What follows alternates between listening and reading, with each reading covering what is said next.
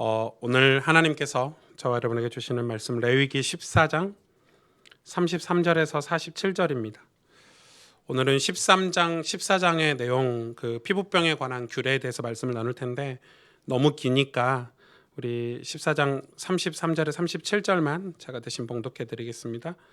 여호와께서 모세와 아론에게 말씀하여 이르시되 내가 내게 기업으로 주는 가나안 땅에 너희가 이를 때 너희 기업의 땅에서 어떤 집에 나병 색점이 발생하거든 그 집 주인은 제사장에게 가서 말하여 알리기를 무슨 색점이 이 집에 생겼다 할 것이요 제사장은 그 색점을 살펴보러 가기 전에 그 집안에 있는 모든 것이 부정을 면하기 위하여 그 집을 비우도록 명령한 후에 들어가서 그 집을 볼지니 그 색점을 볼 때 그 집 벽에 푸르거나 붉은 무늬의 색점이 있어 벽보다 우묵하면 제사장은 그 집 문으로 나와 그 집을 이레 동안 폐쇄하였다가 이레 만에 또 가서 살펴볼 것이요 그 색점이 벽에 퍼졌으면 그는 명령하여 색점 있는 돌을 빼내어 성 밖 부정한 곳에 버리게 하고 또 집 안 사방을 긁게 하고 그 긁은 흙을 성 밖 부정한 곳에 쏟아버리게 할 것이요 그들은 다른 돌로 그 돌을 대신하며 다른 흙으로 집에 바를지니라. 돌을 빼내며 집을 긁고 고쳐 바른 후에 색점이 집에 재발하면 제사장은 또 가서 살펴볼 것이요 그 색점이 만일 집에 퍼졌으면 악성 나병인즉 이는 부정하니 그는 그 집을 헐고 돌과 그 제목과 그 집의 모든 흙을 성 밖 부정한 곳으로 내어갈 것이며 그 집을 폐쇄한 날 동안에 들어가는 자는 저녁까지 부정할 것이요 그 집에서 자는 자는 그의 옷을 빨 것이요 그 집에서 먹는 자도 그의 옷을 빨 것이니라. 아멘. 네, 바이러스 때문에 옆 사람하고 인사해도 될까요? 네, 그래도 인사는 하시죠. 네, 오늘 참 잘 오셨습니다. 축복 한번 해주세요. 네, 네. 저희가 이 나라와 민족을 위해서도 기도해야 되겠고 이 바이러스를 위해서도 조금 많이 기도를 해야 될 것 같아요. 여러분 같이 기도하면 좋겠는데 아이러니하게 오늘 13장 14장이 이 바이러스에 관한 얘기예요. 이 나병이 뭐죠? 우리가 한센병이라고도 하죠. 우리가 이제 뭐 문둥병이라고도 이렇게 얘기하는 그 나병에 관한 얘기고 이 나병이 히브리어로 차라트 이렇게 얘기하는데 이거는 단지 이 우리가 알고 있는 그 문둥병만을 이야기하는 게 아니라 악성 피부병, 곰팡이 이런 뜻도 같이 포함이 돼 있어요. 그러니까 곰팡이로 인한 어떤 피부 질환을 통틀어서 오늘 성경에 이 나병이다 이렇게 우리가 이해할 수 있을 것 같아요. 나병은 이 나병균이라는 게 있어요. 이 나병균이 피부와 신경계를 침투해서 우리 감각 신경을 제일 먼저 무너뜨린대요. 감각이 없는 거죠. 그리고 마비가 되고 발가락, 손가락이 떨어져 나가도 코가 문드러져도 통증을 느끼지 못하는 아주 무서운 병이죠. 내 손가락이 이렇게 떨어져도 그걸 고통을 느끼지 못하니까 그래서 실제로 이 나병 환자들이 사는 마을 저는 가봤거든요. 거기를 신학교 때 가봤는데 뭐 봉사활동 한다고 가봤는데 엄청 무섭죠. 사실은 막 이렇게 붕대 같은 거 감고 생활하시고 뭐가 떨어져 나가고 이러니까 구약에서 이 나병의 그 영적인 의미는 하나님의 진노, 하나님의 저주 이거의 상징이었습니다. 그러니까 문둥병을 걸리면 이 나병이 걸리면 하나님께 버림받았다 이렇게 이스라엘 백성은 이해를 했습니다. 나병이라는 것은 이 피부병, 이 한센병 이게 하나님의 그런 진노의 표시, 저주의 표시였다 이렇게 구약에서는 설명을 하고 있습니다. 그러니까 여러분 이런 종합적인 피부병, 이런 피부에 관련된 병들은 처음에 여러분 잘 느끼지 못하죠. 좀 가려워. 이거 뭐 괜찮겠지. 이렇게 두면 어떻게 되죠? 문제 없을 거라고 생각하고 괜찮다고 생각을 하는데 나중에 이 피부병의 특징은 무엇이냐면 점차 퍼져가는 겁니다. 번져가죠. 오늘 14장에 와서 보니까 우리 옷에도 번지고 또 이 피부병이 우리 집에도 번진다. 그 당시에 집들은 다 흙으로 만든 집들이었기 때문에 이 곰팡이 같은 게 이 집안에도 다 이렇게 퍼져나가는 거죠. 근데 이게 일반 곰팡이인지 아니면 이 나병으로 인한 곰팡이인지 오늘 그거를 이 제사장들이 진단하는 장면도 나오는데 그만큼 무섭다는 것입니다. 이 피부병이 퍼져나가는 거. 신약에 와서는 이 피부병에 관해서 이렇게 설명하고 있죠. 우리 죄다, 죄의 성질이다, 이 죄의 특징이다, 이렇게 설명을 하고 있습니다. 처음에 느끼지 못하게 우리 피부에 이렇게 우리 삶에 이렇게 죄가 들어와 있는데 그걸 나중에는 이제 퍼져가죠. 우리 옷에도 퍼져가고, 옷은 뭘 상징하죠? 신약에 와서 삶을 상징합니다. 집은 뭘 상징합니까? 우리의 가정과 공동체, 교회를 상징하죠. 이게 퍼져간다는 것입니다. 보이지 않고 느낄 수 없습니다. 그런데 무섭게 퍼지는 피부병과 같은 게 바로 죄입니다. 그런데 우리는, 저와 여러분은 거기서 건진받았습니다. 우리가 예수 믿는 저와 여러분이, 십자가의 보혈의 은혜로 우리가 구원받은 저와 여러분이 거기서 건짐을 받았습니다. 그래서 죄를 알고 해결책도 알고 있다는 것이 얼마나 감사한지 모릅니다. 우리가 만약에 예수 그리스도 이름으로 우리가 구원받고 예수 그리스도 이름으로 그 죄에서 벗어날 수 있는 해결책을 모르고 살았다면 어떻게 됐을까? 오늘 하나님께서 이스라엘 백성에게도 그 해결책을 제시하고 있습니다. 이 나병에 관한 규례인데 그냥 규례가 아니죠. 은혜의 규례인 것입니다. 어떻게 하면 피부병에서, 어떻게 하면 이 죄의 전염병에서 벗어날 수 있을까 하는 내용입니다. 오늘 레위기 13장 2절에 이렇게 기록하고 있습니다. 만일 사람이 그의 피부에 무엇이 돋거나 뾰루지가 나거나 색점이 생겨서 그의 피부에 나병 같은 것이 생기거든 그를 곧 제사장 아론에게나 그의 아들 중 한 제사장에게로 데리고 갈 것이요. 피부에 문제가 생기면 제일 먼저 하나님이 준 이 치료법이 무엇이냐면 첫 번째는 제사장에게 데리고 가는 것입니다. 이게 첫 번째 하는 일이었습니다. 그 당시 제사장은 의원 역할도 같이 했습니다. 여러분, 구약은 의원이 따로 없었거든요. 이 제사장이 이 약간 슈퍼맨 같은 역할을 했습니다. 하나님께서 그렇게 제사장을 세워주셨어요. 요즘 목사, 옛날에 우리 잘 못 살던 시절에 예수 믿었을 때 목사가 그런 역할을 했죠. 집에 가서 수도꼭지도 이렇게 해결해주고 애도 받아주고 너무 두려워하니까 집에 가서 일손도 돕고, 이 시골에서 목회하는 목사님들은 그 마을의 모든 만능 해결사 같은 역할을 했다고 합니다. 저는 그러지 않아서 참 감사하게 생각을 하고요. 손재주가 없어가지고 제가 가면 다 망가뜨릴 겁니다. 그 당시에는 그래서 이 피부에 뭐가 나거나 뾰루지가 나거나 나병 같은 어떤 의심이 생기는 피부 질환이 생기면 제일 먼저 하나님 명령하신 첫 번째 진단 방법이 무엇이냐면 이 제사장에게 데리고 가는 것입니다. 제사장에게. 이 제사장 앞으로 데리고 간다는 의미가 신약에 와서는 무엇이죠? 우리의 대제사장 대신, 만왕의 왕 대신 예수 그리스도, 예수님 앞으로 가야 되는 것입니다. 여러분, 죄가 여러분 삶에 조금이라도 발생하면 어디로 가야 됩니까? 예수님 앞으로 가셔야 됩니다. 우리 죄 문제를 해결하실 수 있는 분은 세상의 도덕법도 아니고 어떤 교리도 아닙니다. 우리가 조금이라도 우리 삶에 죄가 침투했다고 느끼면, 조금이라도 내 마음에 짜증이 나고 뭐가 불신앙이 생기고 어떤 원망 같은 게 생기면 어디로 가야 됩니까? 예수님 앞으로 가라는 것입니다. 바로 가라는 것입니다. 지금 이 피부가 번지거나 막 커져서 가는 게 아니라 뾰루지 하나만 나도 제사장에게 데리고 가랍니다. 왜냐하면 이 뾰루지가 악성 피부병인지 나병인지 그냥 일반 피부 질환인지 모르기 때문에 예수님께 가라는 것입니다. 우리에게 있는 어떤 죄의 모양들이 조금만 생기면 우리는 어디로 가야 되냐면 예수님에게로 가야 됩니다. 그런데 진짜 이상하죠. 사람들이 정말 이상해요. 사람들은 각자 알아서 살아요. 그게 좋은 거라고 생각해요. 각자 내가 배운 지식과 경험으로, 내가 얻은 어떤 그 지혜로 옳다 그르다를 자기 기준으로 판단해서 살아가고 있습니다. 그런데 여러분 사실 알고 있습니까? 그런 사람들이 우리가 어디서 왔으며 어디로 가는지 알고 있습니까? 성경만 기록하고 있죠. 우리가 어디서 왔고 어디로 가는지. 성경만 정확하게 기록하고 있습니다. 잘 사는 것 같은데 끊임없이 문제가 찾아오고 끊임없이 고통이 찾아오고 아무리 해도 공허함만 남는 것이 그 이유를 사람들은 잘 모릅니다. 여러분, 우리가 부자가 되기를 꿈꾸고 있지 않습니까? 저도 좀 부자가 됐으면 좋을 것 같습니다.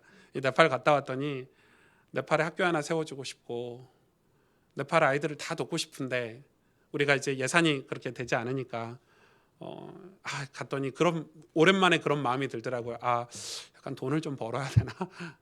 예.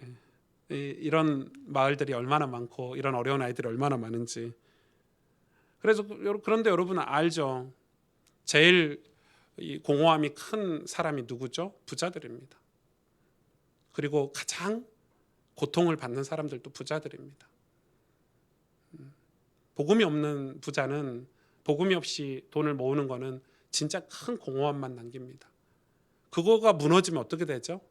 그 자기가 평생 쌓았던 그 노력과 애씀이 무너지면 너무 공허하기 때문에 여러분 자살을 가난한 사람들이 많이 할 것 같습니까? 부자들이 많이 할 것 같습니까? 아이러니하게 통계에 보니까 부유한 사람들, 정치인들, 엘리트들이 자살을 훨씬 더 많이 합니다. 그걸 견딜 수 없는 거죠. 그게 무너졌을 때. 여러분 그런데 성경은 뭐라고 얘기합니까? 우리의 그런 공허함들, 아픔들이 있을 때 바로 제사장에게로 바로 가라고 합니다. 도움을 받으라는 거죠. 주님의 도움을 받으라는 거죠. 예수님께 도움을 받으라는 거죠. 예수님께 가는 것은 여러분 부끄러운 일이 결코 아닙니다. 사람들은 문제가 조금만 생기면 일단 숨기고 봅니다. 그게 죄인의 특징이거든요.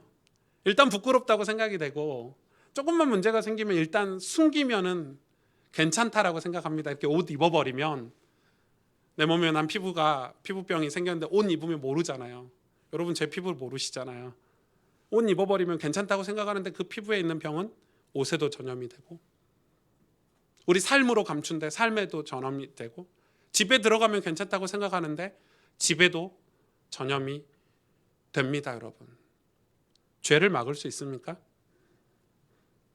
그 문제를 자꾸 숨기기만 급급한데 숨기면 없어집니까? 안 보인다고 해서 해결된 겁니까? 그거는 그렇게 되면 안 되는 거죠. 가난의 문제가 계속돼요.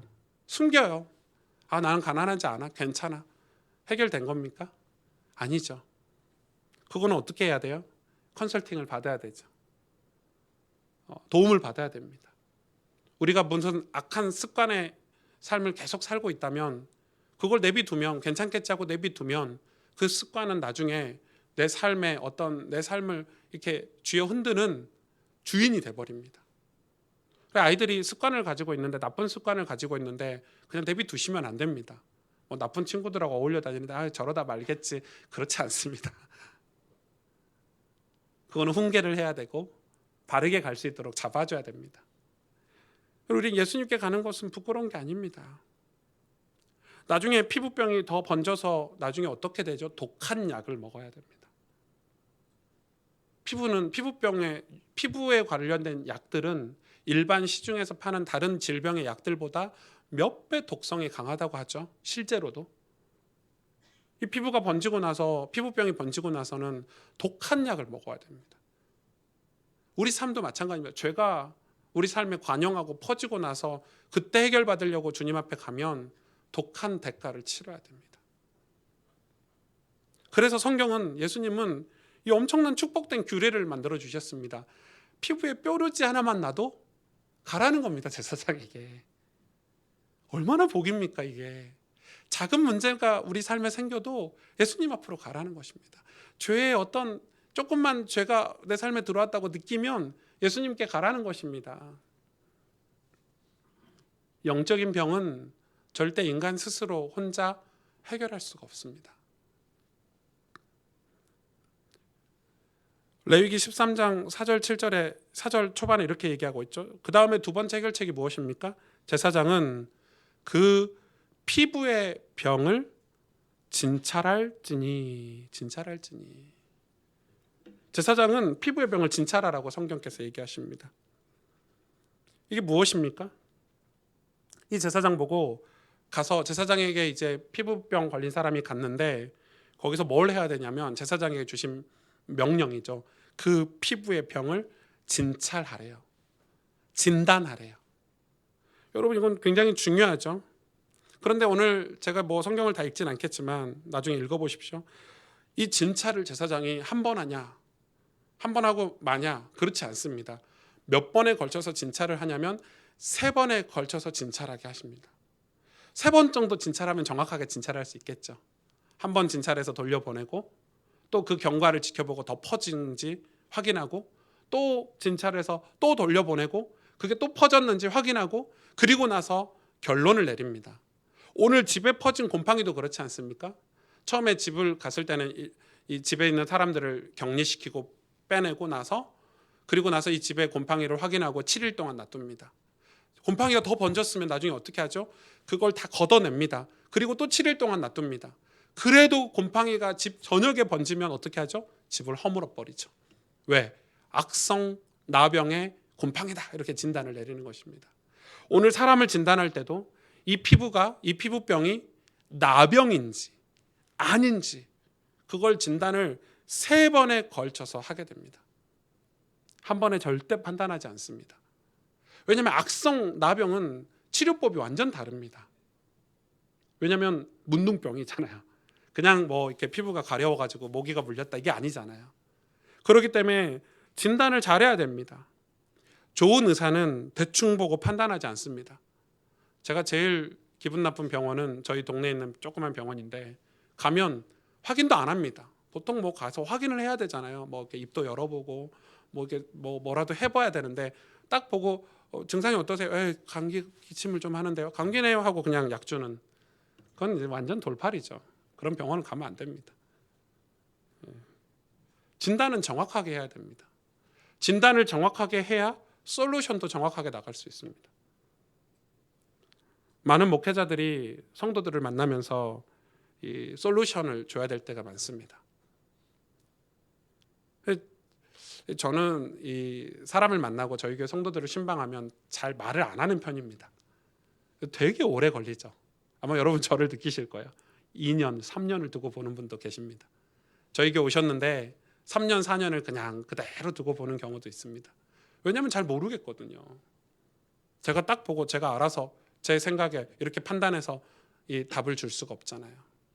신방을 제가 갔다 와서 오랫동안 기도하고 주로 이제 이 강단에서 말씀으로 해답을 얻도록 돕지만은 여러분 우리는 진단을 제대로 잘 해야 됩니다. 우리 인생이 얼마나 소중합니까? 많은 분들이 부모님들이 자녀들을 데리고 와서 목사님 이 아이가 비전이 없는데 지금 좀 기도 좀 해주시고 비전 좀 가르쳐 주세요. 제가 어떻게 비전을 가르쳐 줍니까? 제가 신입니까? 그 인생을 뭐 이렇게 할 수 있는 사람입니까? 자꾸 목사에게 오셔서 그 우리 아이를 얘가 의사가 되면 좋겠는데 목사님 좀 비전 좀 주세요. 뭐 이런 식으로 이렇게 상담을 요청하시는데 굉장히 난감합니다.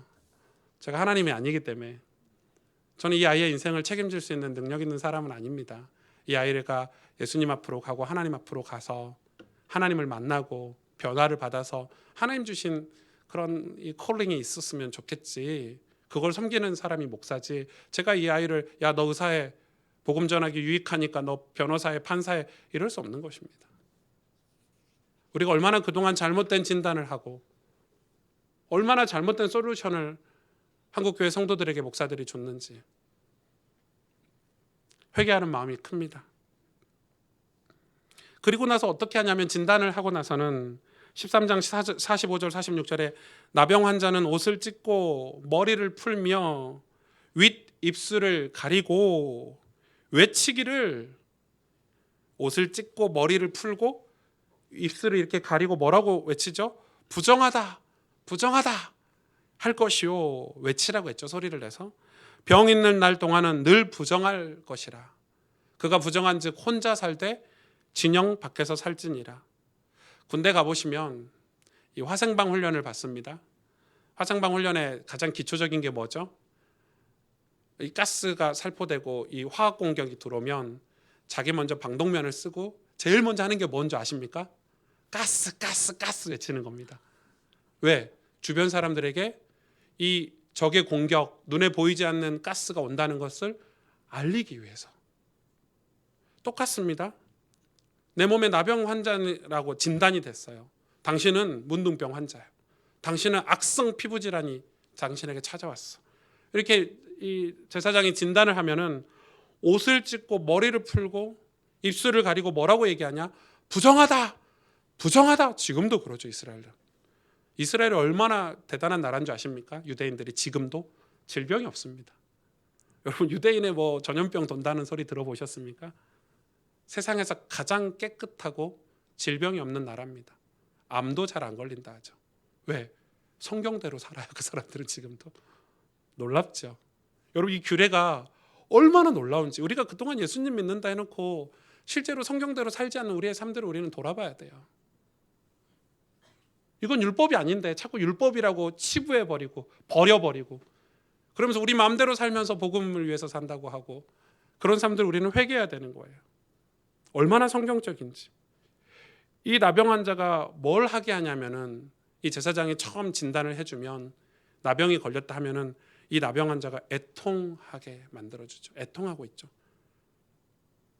애통하는 거예요. 뭐 옷을 찢고 머리를 풀고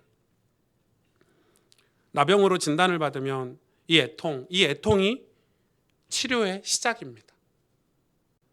자기가 나병 환자라는 소리를 들었으면 제일 먼저 드는 감정은 애통의 감정이죠. 슬프고 괴롭고 그게 뭐냐면 치료의 시작이라는 것입니다. 많은 이 성도들이 이 땅에 많은 사람들이 우리가 죄를 지적해주면 기분 나빠하고 니나 잘해 이러고 그건 절대 치료를 못 받습니다. 하나님께서 말씀을 통해서 우리에게 죄를 지적해 주시고 우리를 축복해 주시는 말씀들을 주실 때 우리가 애통하는 마음, 그 마음이 치료의 시작인 것입니다. 마음이 강팍하면 치료를 받을 수가 없습니다. 저도 저희 권사님께서 몇 년 전에 제 몸 상태를 체크해 주시고 음식을 이렇게 먹어라, 또 운동은 이렇게 하라 이렇게 조언을 해주셨는데 제 마음이 강팍해서 전 젊은데 내가 그것도 모를까 봐 이렇게 했으면 저는 지금의 삶을 유지를 못했을 것 같아요. 받아들이는 거죠. 왜? 맞거든요. 내가 그동안 맨날 밤마다 라면 끓여 먹고 라면도 2개씩 3개씩 끓여 먹고 건강하다는 이유로 아무거나 먹고 이게 내 몸에 좋은 건지 나쁜 건지 확인도 안 하고 막 살았거든요. 솔직히 저는 그 이야기를 듣고 되게 충격이었어요. 맞아, 사람 몸에 맞는 음식이 있구나. 내 몸에 맞는 운동법이 있구나. 내가 내 마음의 양식을 위해서 책을 읽고 이게 다 도움이 되는 거구나. 우리 장로님들의 권사님들의 이야기가 쑥 들어오는 거죠. 그게 애통이거든요. 마음이 강팍하면 치료를 절대 못 받습니다. 예수님 믿겠다고 오셨지만 마음이 강팍한 사람들은 말씀이 들리지가 않습니다. 이 자리에 앉아 있을 수 있지만 마음이 강팍하다는 것은 내 마음에 교만이 있다는 거고 오만이 있다는 거죠. 제 성격 아시죠? 이제 저하고 조금 신앙생활 하시면 저는 강요라는 걸 잘 할 줄 모릅니다. 이거 하세요, 이런 거 이거 꼭 해야 돼, 이런 거 잘 못합니다. 제 성격상 이렇게 강요를 잘 못하겠더라고요. 제가 그런데 특별히 강요하는 분들이 있습니다. 제가 이렇게 강요를 하는 분들이 있어요. 그거는 되게 마음이 안타까워서 용기를 내서 이렇게 신앙생활 하시면 좋겠어요, 이렇게 얘기하는데 마음이 강팍한 분들은 그렇게 좋은 솔루션을 제공을 했는데 오히려 멀어집니다. 저하고도 멀어지고 교회하고도 멀어지고 아이러니하죠. 만약에 제사장이 당신 나병이야 했을 때 이 사람이 제사장에서 멀어지면 어떻게 될까요? 어떻게 되죠? 나병은 치료받지 못하는 거죠. 마태복음 5장 4절에 애통하는 자는 복이 있나니 그들이 위로를 받을 것이며 애통하는 자는 복이 있나니 그들이 위로를 받을 것이며 누가복음 6장 25절에 화 있을진저 너희 지금 배부른 자여 너희는 줄이리라. 화 있을진저 너희 지금 웃는 자여 너희가 애통하며 울리로다. 화가 있대요. 누구 보고 화가 있다고 얘기합니까? 마음이 강팍한 사람에게 화 있을진저. 마음의 강팍이 무너졌다는 것은 애통하고 우는 겁니다. 눈물이 많아라, 질질 짤고 슬퍼해라 이 말이 아닙니다. 우리 마음이 인정하는 것입니다.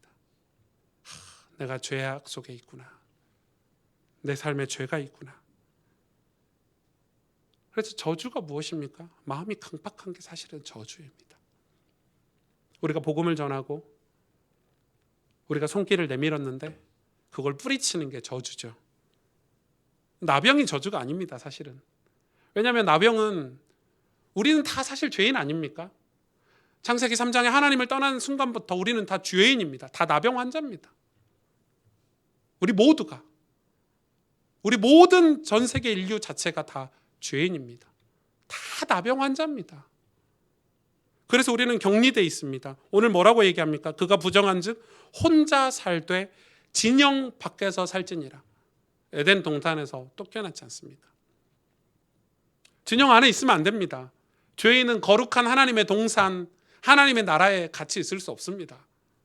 여러분, 죄인이 어떻게 같이 있을 수 있습니까? 거룩하신 하나님과. 그래서 죄를 지은 아담과 하와는 에덴 동산에서 쫓겨났습니다. 그게 뭐죠? 격리입니다. 오늘 보니까 나병 환자를 그가 애통하는 시간을 주고 부정하다 부정하다 외치게 하고 어디로 보냈냐면 진영 밖으로 보냈습니다. 혼자 살다고. 가족이 따라갔습니까? 못 따라가겠습니다. 남편도 아내도 자녀도 부모도 같이 못 갑니다. 나병 환자는 혼자 진영 밖으로 보내진 것입니다. 격리가 되는 것이죠. 이처럼 죄는 우리를 격리하게 만듭니다. 이웃과도 격리하게 만들고 공동체와도 격리하게 만들고 궁극적으로 하나님과도 우리를 분리시키는 게 바로 죄입니다. 죄는 하나님의 나라, 하나님의 공동체와 분리되게 만듭니다. 교회에서도 분리되고 가족들과도 분리가 됩니다. 가장이 아버지가 실족하면 가족 전체에 영향을 끼치죠. 어머니가 실족하도 가족 전체에 영향을 끼칩니다. 누구 한 사람이 실족하게 되면 이 공동체 안에도 영향을 끼쳐지게 됩니다. 목회자인 제가 혹시 우리 교회 장로님들이 실족하면 이 교회는 삽시간에 그 영향을 받게 되겠죠. 그래서 이 죄인을 분리를 시키는 것입니다. 격리를 시키는 것입니다. 혼자 살 때 얼마나 고독이죠. 인간이 그래서 고독한 것입니다. 공허하고 아무리 좋은 것을 많이 가져도 고독한 게 인간입니다. 제가 뭐 인생을 오래 살진 않았지만 벌써 이제 45년을 살았는데 45년 동안 얼마나 좋은 걸 많이 먹어봤겠어요. 얼마나 좋은 데를 많이 가봤겠어요. 제 비행기 마일리지만 40만 마일인데 얼마나 많은 데를 가봤겠어요. 저는 지금은 저희 집이 제일 좋고 한국이 제일 좋고 서울이 제일 좋고 그렇습니다. 이제 더 이상 비행기를 타고 어디 여행을 간다 이런 게 별로 이렇게 마음에 와닿지는 않습니다만은 아무리 좋은 것을 많이 먹었는데 더 좋은 거를 찾게 되더라고요. 이 집보다 더 집, 저 집보다 저 집. 사람들은 만족이 없어요. 저는 요즘 그 어머니가 해주신 밥 제일 많이 생각나고 사람이 그래요. 악해요. 그런데 뭐죠? 고독해요. 하나님을 떠나 진영 밖 곧 세상으로 쫓겨났기 때문에 에덴 동산에서 쫓겨났기 때문에 거룩을 잃어버리고 예배를 잃어버렸기 때문에 쫓겨난 거죠.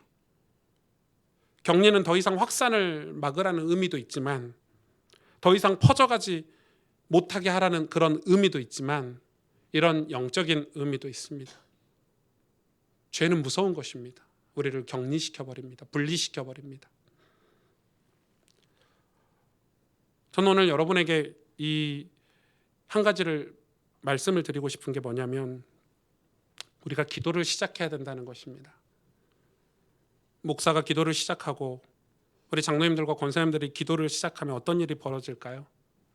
여러분 역사적으로 또 성경 안에서 봤을 때 기도를 시작하면 애통한 마음으로 하나님 앞에 회개하고 기도를 시작하면 무슨 일이 벌어졌죠? 그걸 우리는 알잖아요. 아는데 잘 안 하죠. 교사들이 아이들을 위해서 기도하기 시작하면 우리 성가대를 시작했는데 성가대원들이 이 찬양이 하나님께 영광 돌려지고 우리 성도들의 마음을 치유하게 하는 그런 노래가 되도록 기도하기 시작하면 어떤 일이 벌어질까요? 우리는 고독 속에서 그냥 살면 안 되는 존재예요. 고독 속에 그냥 내비두고 고독을 즐긴다고 하는데 웃긴 소리예요. 고독을 즐기시면 안 돼요. 우리는 애통해야 돼요. 애통해야만이 놀라운 일이 벌어져요. 애통해야지만이 놀라운 일이 벌어져요. 작은 교회에서 기도가 없으면 아무런 일도 벌어지지 않습니다. 이 가스펠교회 여러분 교회를 통해서 무슨 꿈을 꾸고 계십니까?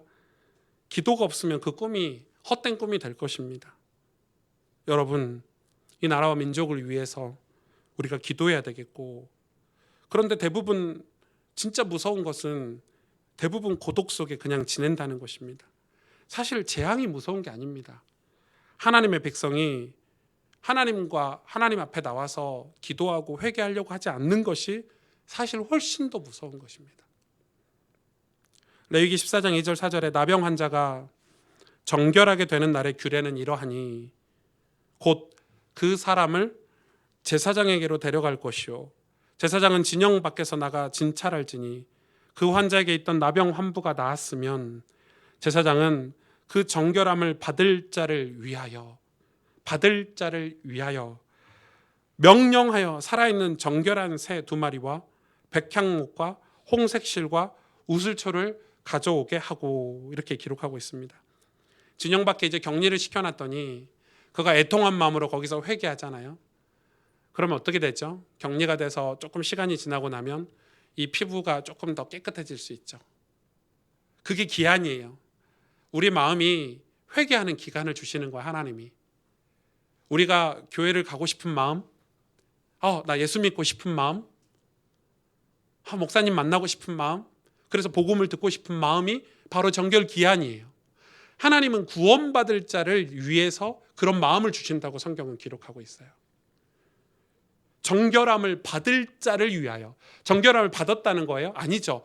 받을 것을 예정하시고 하나님이 정결 기한이라는 걸 주시는 거예요. 강팍함이 무너지고 애통한 마음을 누구에게 주냐면 구원받을 자에게 주시는 거예요. 그래서 여러분, 불신자들이 아직 복음 듣기 전에 이런 마음이 생기는 게 은혜예요. 교회 가고 싶어. 예배 드리고 싶어. 그때 옛날에 장로님이 나에게 해주셨던 그 예수님 얘기 지금 다시 듣고 싶어. 그래서 우리가 복음 전하는 거는 지금 당장 열매가 없어도 귀한 거예요.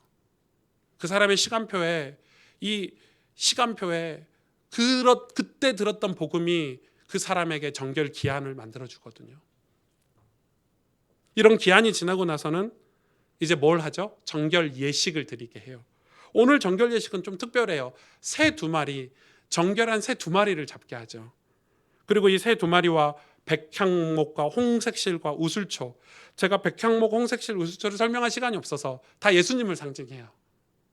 나중에 설명을 좀 드릴 기회가 있을 거예요. 바이블 스쿨 같은 데서.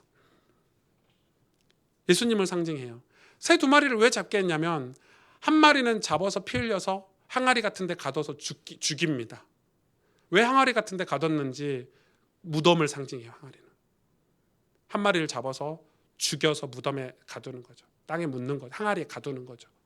그리고 한 마리는 피를 내서 피를 흘리게 만들어서 죽이진 않고 피만 흘리게 만들어서 이 백향목과 홍색실과 우슬초를 사용하고 그걸로 제사를 드려서 이 한 마리는 피를 내게 해서 어떻게 하죠? 날려보내줍니다. 살려줍니다.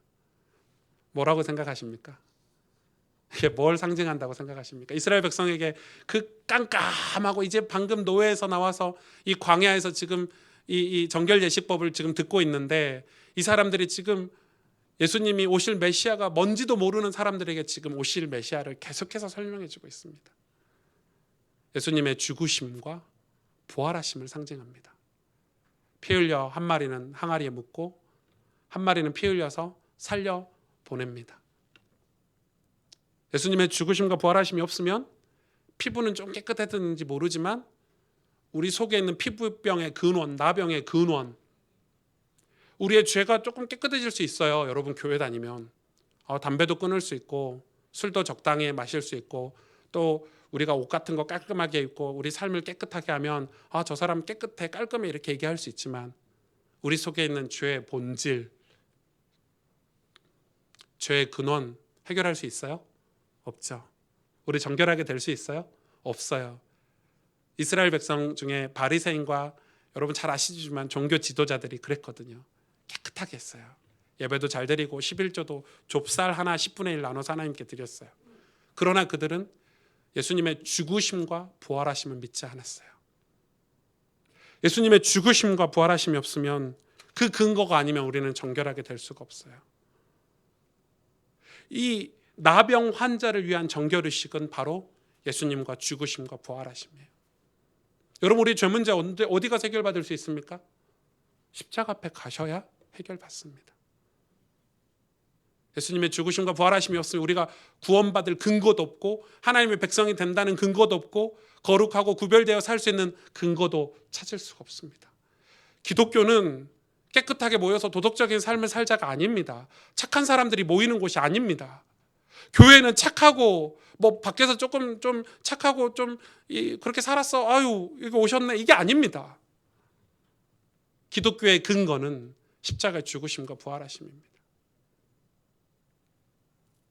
히브리서 12장 12절에 14절에 그러므로 피곤한 손과 연약한 무릎을 일으켜 세우고 너희 발을 위하여 고등기를 만들어 저는 다리로 하여금 어그러지지 않고 고침을 받게 하라. 모든 사람과 더불어 화평함과 거룩함을 따르라. 이것이 없이는 아무도 주를 보지 못하리라. 정결 기한에 얼마나 많이 애통했겠습니까? 내가 나병 환자라고 생각했으니까. 그런데 이 기한이 끝나고 제사장이 찾아와서 이 나병 환자를 데리고 어디로 가냐면 성벽, 이게 성전 입구에 데리고 와서 이 정결 예식을 드리게 합니다. 성전 입구에 데리고 와서 새 2마리를 잡고 거기서 나병이 완전히 치유가 되죠. 그럼 다시 어디로 들어가죠? 다시 성벽 안으로 들어갑니다. 진영 안으로 들어갑니다. 다시 가족들에게 돌려보내지고 다시 예배드릴 수 있고 우리가 이 땅에서 죄 문제가 해결되면 천국에 다시 입성하는 것입니다. 영원한 에덴 동산, 하나님이 계시는 곳, 하나님을 왕으로 섬기는 곳, 하나님을 찬송하고 예배하는 곳. 이 정결함을 받을 자가 성문 앞에서 제사를 드리는데 하나님을 떠났던 죄인이 예수 그리스도의 정결의식을 통해서 다시 하나님 품 안으로 영원한 무너지지 않을 영원한 도성 안으로 입성하는 것. 천국은 그렇게 가는 것입니다. 정결함을 받을 자를 위하여 정결한 새 2마리를 잡게 하는데 여러분, 이게 얼마나 큰 축복인지. 우리의 구원은 예수님의 죽으심과 부활하심이 없으면 불가능한 것입니다. 아무리 교회를 오래 다니고 아무리 착하게 살고 아무리 헌금을 많이 해서 많은 업적을 세워도 구원과는 죄송하지만 상관은 없습니다. 천국 입성은 예수님과 죽으심과 부활하심이 경험되지 않으면, 그 십자가를 통과하지 않으면, 십자가가 내 마음에 믿어지지 않으면 구원받지 못합니다. 그 믿음은 강요해서 되는 것입니까? 교회에서 가르쳐 주는 것입니다. 복음에 대해서 설명도 해주고 가르쳐 주지만 그게 믿어지는 것은 하나님이 하시는 일입니다. 성령께서 하시는 일입니다. 너 믿어? 안 믿습니다. 우리 자녀들에게 막 복음 설명하고 막 복음 얘기하고 그거는 이 아이가 믿을 때 도움을 주는 것이지, 이 아이가 진짜 예수님을 마음에 모시고 이 거듭남의 그 경험을 하는 것은 성령께서 하시는 일입니다. 저는 그래서 우리 교회 모임 가운데, 우리 예배 가운데 이런 성령의 역사가 있기를 기도합니다. 여러분, 우리 예배 가운데 성령의 역사가 없으면 이게 그냥 종교적인 모임이지, 집합이지, 우리가 매주 똑같은 예배를 드리고 있는데 지루하시죠? 얼마나 지루합니까? 매주 똑같은 예배를 드리고 있는데, 그런데 성령께서 이곳에 임하시면 다른 얘기가 돼버립니다. 똑같은 찬송이고 똑같은 말씀이지만 완전 다른 것입니다. 그 거듭남과 십자가가, 그 거듭남과 십자가의 은혜가 우리 마음속에 임한다면 우리는 천국에 입성할 수 있는, 천국에 입성할 자를 위하여, 정결하게 될 자를 위하여 제사를 드린 것처럼 천국에 입성하게 될 자를 위하여 하나님 우리에게 은혜를 베푸신다는 것입니다. 레위기 14장 14절에 제사장은 그 속건 제물의 피를 취하여 정결함을 받을 자의 오른쪽 귓부리와, 이거는 화면에 좀 띄워주시면 좋겠어요.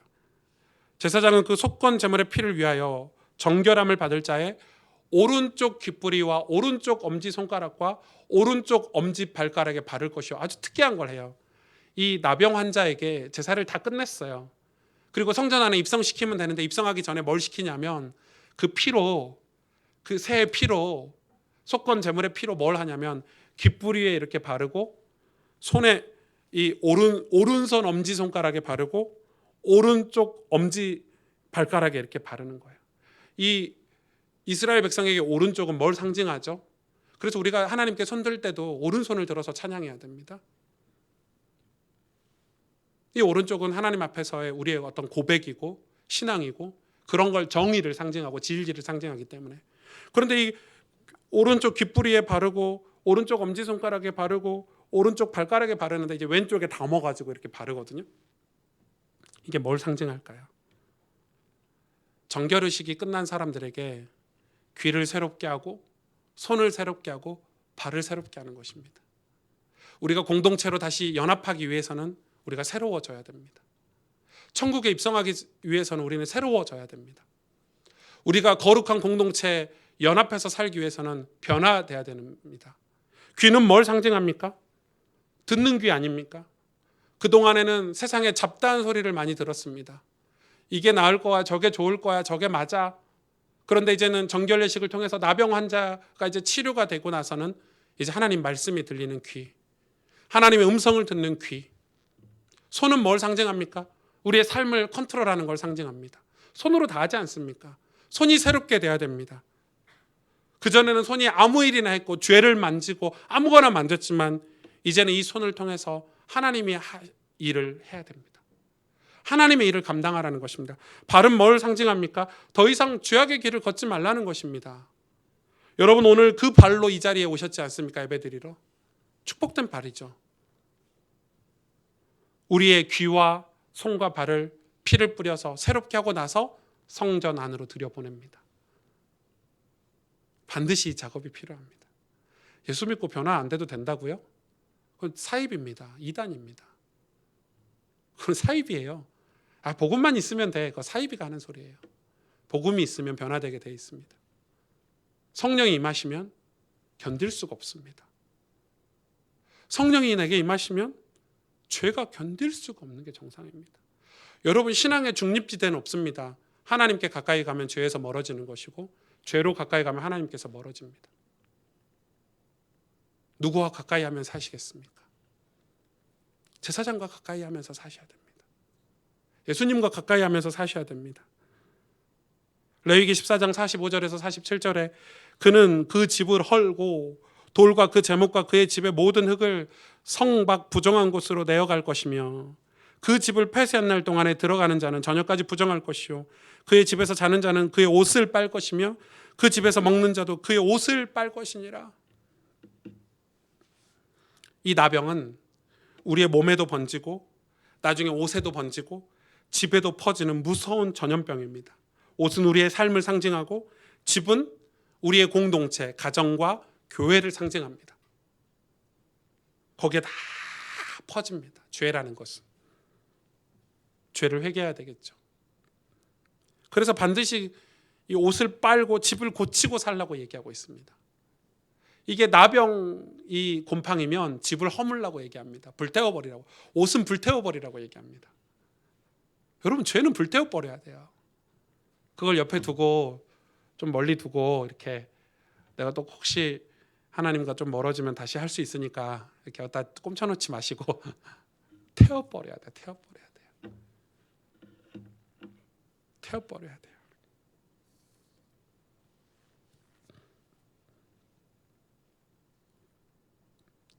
몸은 깨끗해졌는데 이제 나병 환자가 몸이 치유를 받았어요. 옷이 그대로 곰팡이가 낀 옷을 그 깨끗한 몸에 걸친다고 생각해 보세요.